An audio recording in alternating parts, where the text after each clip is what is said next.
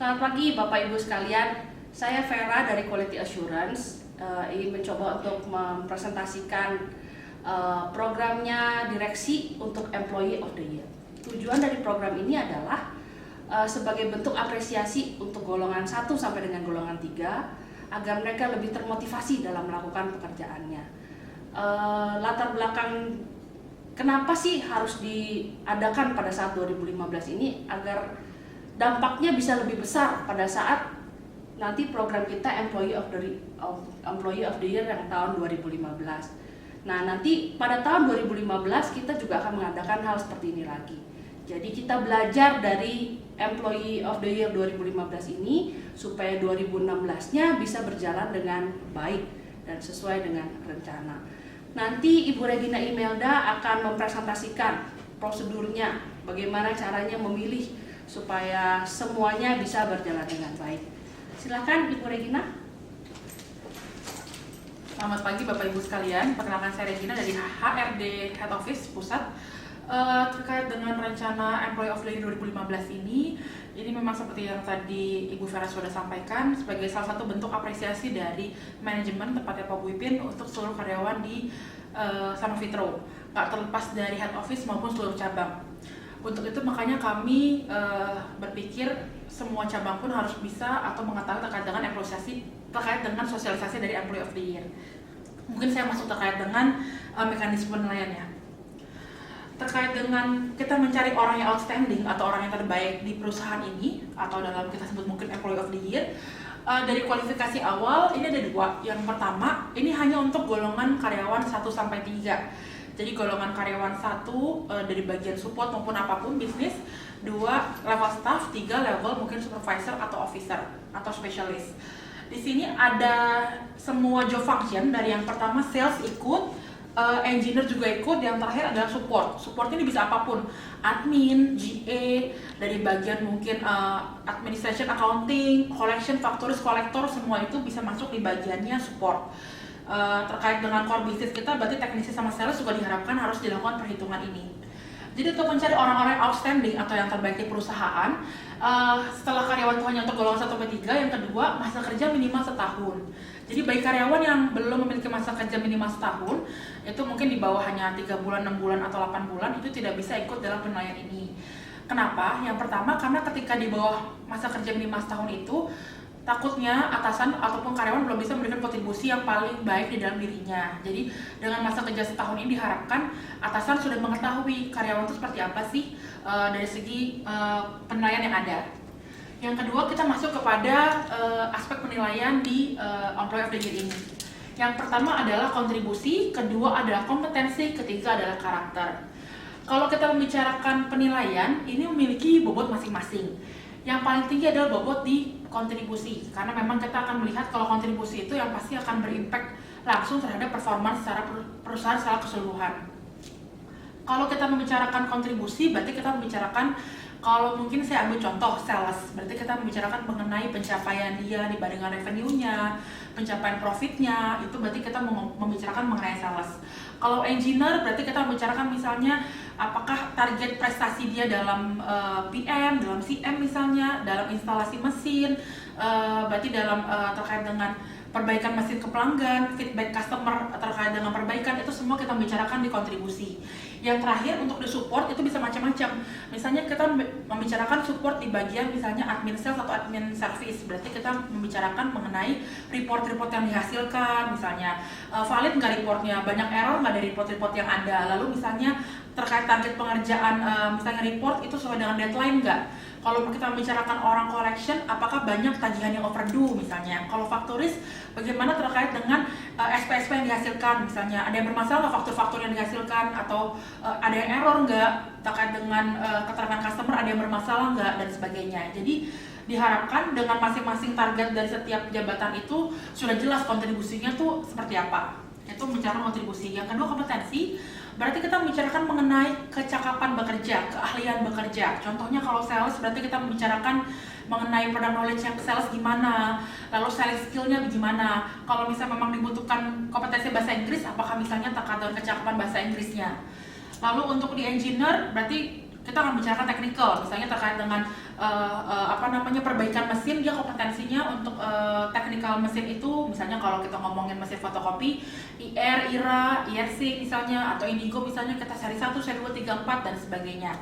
Kalau kita membicarakan support itu berarti macam-macam, misalnya kalau dari segi misalnya admin, misalnya dari dia kompetensinya misalnya terkait dengan penyusunan writing report misalnya, lalu misalnya kalau dari segi collection bagaimana terkait dengan penyusunan penagihan dan sebagainya. Jadi masing-masing jabatan akan masing-masing juga kompetensinya. Intinya adalah dalam kompetensi yang dinilai merupakan keahlian bekerja atau kecakapan bekerja. Terakhir mengenai karakter, kalau karakter kita pasti akan merujuk pada value perusahaan. Dalam hal ini adalah I-Care. Kalau I-Care seperti Bapak Ibu ketahui, berarti kita membicarakan integrity, creativity, alertness, responsibility, dan terakhir adalah enthusiasm. Jadi kalau misalnya mungkin saya bisa ambil contoh ya Bapak Ibu di forum penilaian, saya akan kirimkan kepada Bapak Ibu, ini adalah template penilaiannya. Cara menilainya adalah intinya saya akan force Bapak Ibu gitu ya harus membandingkan satu karyawan dengan karyawan lain. Misalnya saya ambil contoh, kriteria penilaiannya seperti 3 saya sebutkan tadi, dari kontribusi, kompetensi, dan karakter. Misalnya Bapak Ibu punya anak buah 5 orang, saya andaikan tulisan di sini ada A, B, C, D, dan E. Silakan tuliskan nama anak buah Bapak Ibu, ini 5 orang di sini, A, B, C, D, dan E, dan juga Ibu tuliskan namanya itu ke kanan, jadi ke bawah dan ke kanan. Di sini ada A, B, C, D, E, semuanya sama dengan nama-nama di sini, gitu ya. Saya akan minta Bapak Ibu untuk memilih sebenarnya yang hitam ini tidak perlu diisi, yang hanya Bapak Ibu perlu isi adalah bagian-bagian yang warna putih. Ini. Misalnya saya ambil contoh, misalnya Bapak Ibu membandingkan antara orang A dan orang B. Misalnya kita lihat dari aspeknya adalah aspek pertama kali pencapaian atau kontribusi. Misalnya menurut Bapak Ibu, A dan B itu sama-sama bagus Mel, misalnya sama-sama target mencapai 100%. A dan B sesuai dengan memang target yang diberikan oleh perusahaan. Oke, lanjut. Kalau sama-sama bagus, kita beralih ke penilaian kedua, yaitu kompetensi. Misalnya menurut Bapak Ibu sekalian, anak buah Bapak Ibu misalnya kompetensinya, pengetahuan produk knowledge-nya sudah bagus Mel, sama-sama bagus, misalnya kemampuan bahasa Inggris juga sudah bagus. Oke. Terakhir yang ketiga, kita masuk ke karakter. Kita merujuk kepada I-Care, sebenarnya orang ini dari karakter gimana, misalnya disiplin nggak, lalu misalnya terkait dengan integrity, orangnya jujur nggak, misalnya orangnya kreatif nggak, respon kepada customer bagaimana, dan sebagainya. Kalau misalnya nanti dari 3 ini yang menentukan sebenarnya lebih bagus A atau B. Tapi karena kontribusi itu, karena penilaian itu aspeknya beda-beda bobotnya, bobot paling besar adalah di kontribusi. Misalnya Bapak Ibu A dan B membandingkan, kalau misalnya menurut dari pencapaian, misalnya kita membandingkan sales ya Bu atau Bapak, sales A dan sales B, misalnya kalau lebih bagus pencapaian yang A, misalnya karena A mencapai sampai 100%, tapi B hanya mencapai sekitar 80%, berarti otomatis kita akan terus di sini yang A, gitu ya. Jadi yang kalau memang signifikan berbeda dari pencapaian, itu langsung ditulis saja Bu atau Bapak, ini sih ditulis A atau tulis B. Kalau misalnya dari tadi saya sebutkan, kalau memang ternyata sama-sama bagus, baru kita beralih ke kompetensi, baru kita beralih ke karakter. Tapi kalau dari kontribusi semua sebenarnya sudah beda satu sama lain, bisa dituliskan sesuai dengan kontribusinya sebesar apa, gitu. Misalnya di sini saya ambil contoh A sama B, lebih bagus yang A dari segi kontribusi ataupun kompetensi dan karakter, silakan tuliskan A. A sama C lebih bagus, masih lebih bagus A, silakan tulis A. Kalau A sama D, misalnya Bapak Ibu lihat sebenarnya lebih bagus D sampai sekarang. Pencapaian juga misalnya kalau D lebih excellent lagi, dia sampai 120% misalnya. Silakan tulis di sini, D di sini. Lalu A sampai X, A dan E masih lebih bagus A, silakan tulis A di sini. Jadi ini adalah lebih ke arah kita akan memaksa dalam tanda kutip Bapak Ibu harus memilih di antara anak buah Bapak Ibu yang paling bagus yang mana sih yang lebih bagus gitu. Dari sini memang terlihat mungkin ada penilaian subjektif misalnya karena dari atasan ke bawahan. Namun tetap saja penilaian akhir adalah untuk menghindari atau memperkecil subjektivitas. Kami akan minta penilaian secara berjenjang. Dalam hal ini, kalau Bapak Ibu menilai anak buah Bapak Ibu, nanti justifikasi penilaian adalah oleh atasan Bapak Ibu sekalian. Misalnya supervisor menilai staf di bawahnya. Justifikasi kedua kita akan ambil dari mungkin sisi branch manager untuk menilai anak buah dari yang Bapak Ibu nilai. Berarti yang pertama kali yang akan menilai anak buah Bapak Ibu adalah yang pertama adalah atasan, which is Bapak Ibu sekalian. Yang kedua adalah jenjang di atas Bapak Ibu sekalian, yaitu branch manager misalnya. Jadi diharapkan dengan multi rater atau yang menilai banyak orang, sehingga subjektivitas itu lebih terminimalisir gitu. Dan kami menyadari bahwa ini memang toolsnya mungkin sangat terbatas, banyak sekali kekurangan atau banyak sekali memang yang dipertanyakan lah. Tapi kami berharap dengan adanya penilaian ini, dan kami berharap dengan Bapak Ibu melampirkan bukti-bukti pencapaian dari masing-masing karyawan atau anak buah Bapak Ibu, sehingga semuanya ketika kami nanti di questioning kan lah, ditanyakan oleh karyawan, kami punya bukti juga Bapak Ibu. Oh, kenapa sih kita milih karyawan A dari cabang mana misalnya ya, kok menang dibandingkan karyawan lainnya? Oh, karena ketika kita merujuk pada hasil penilaian ini, oh dia lebih bagus bisa dibanding yang lain. Yang kedua, kita melihat dari buktinya, karena memang pencapaian misalnya dari target kerja dia 120% misalnya, lalu dari customer feedback juga bagus misalnya, lalu target kerja selalu meet deadline sesuai dengan deadline yang ada dan sebagainya. Jadi kami berharap Bapak Ibu tidak hanya kami minta untuk menilai, tapi juga harus didukung dengan bukti-bukti yang kuat, bukti-bukti yang valid, bukti-bukti yang memang bisa dipertanggungjawabkan. Karena kami menyadari nanti yang akan bawa ini penilaian bukan Bapak Ibu, tapi yang akan menilai adalah Pak Adrianus untuk dibawa ke board. Karena dari hasil penilaian yang ada, setiap cabang akan mewakili siapa bisa ditentukan. Dari sana kita akan pilih lagi yang rencana sih ada 10 orang ya, 10 orang yang terbaik di perusahaan. Dalam hal ini penentuan itu akan oleh board, dalam hal ini mungkin kepala divisi dari sama Fitro akan berkumpul semua untuk membicarakan kandidat dari Employee of the Year dari seluruh perusahaan, dari seluruh divisi gitu. Jadi kenapa butuh bukti yang kuat, sehingga nanti ketika Pak Adrianus memajukan anak buahnya gitu ya, nanti Pak Adrianus punya kita bisa bilang percaya diri, karena memang dalam hal ini semua buktinya sudah jelas. Dalam hal ini sudah didukung, Pak Adrianus membicarakan anak buahnya karena didukung dengan berbagai macam bukti yang kuat, dari segi pencapaian misalnya, dari segi kompetensinya juga terbukti bagus, dari segi karakter juga memang terbukti oke, dan sebagainya. Jadi harapkan selain nama-nama ini, bukti-buktinya juga bisa diberikan kepada kami gitu. Jadi nanti kami akan kirimkan ke Bapak Ibu sekalian materi presentasi ini, begitupun juga dengan format penilaiannya atau dari formnya kayak apa. Nanti tolong setelah Bapak Ibu menilai, tolong ini hasilnya dikirimkan kepada kami dari saya dan Civera, penilaiannya beserta dengan bukti-buktinya. Misalnya dari tim Bapak Ibu akhirnya dari satu atasan menilai ada akhirnya dari satu cabang terperolehlah ada sekitar 5 orang misalnya perwakilan. 5 orang ini diharapkan setiap orang itu punya bukti-bukti yang kuat ya Bapak Ibu. Jadi dituliskanlah misalnya yang menang adalah ABCDE. Oke, si A, kenapa kita pilih A dari cabang ini? Karena dia punya pencapaian bagaimana?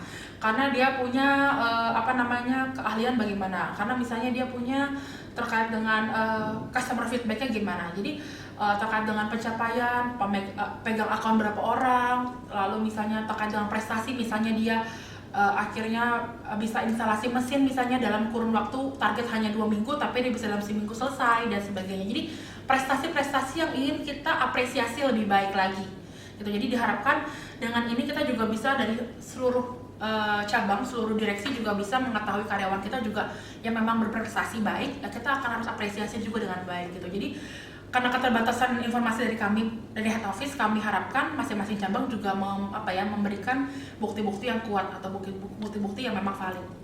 Seperti itu. Kalau ada yang ditanyakan, Bapak Ibu sekalian nanti boleh kepada Ibu Vera boleh, atau kepada saya, nanti saya akan kirimkan kontak number yang bisa Bapak Ibu telepon. Ibu Vera ada tambahan? Silakan Bu. Ya.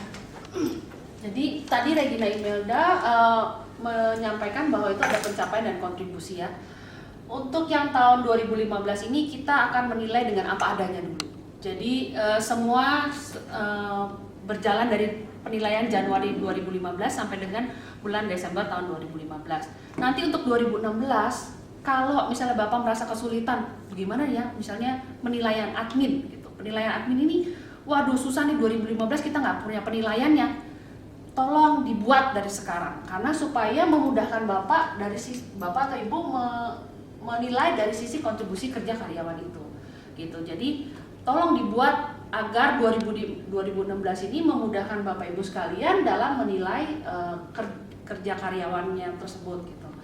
Jadi dengan pelajaran 2015 ini, misalnya kendala-kendala apa yang ada atau bagaimana, oh ini nggak ada penilaian ya, sistem penilaian yang nggak ada, buat supaya 2016 kita lebih mudah dan lebih meminimalisasi subjektivitas, itu dia.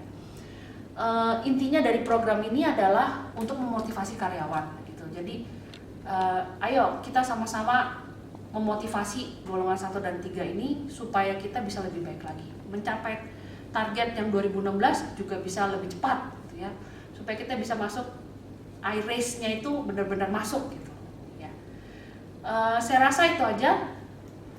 Kalau ada pertanyaan bisa ke tempat saya atau ke Regina Imelda, nanti akan dimasukkan kontak person kami ke email masing-masing. Terima kasih atas perhatian Bapak dan Ibu sekalian.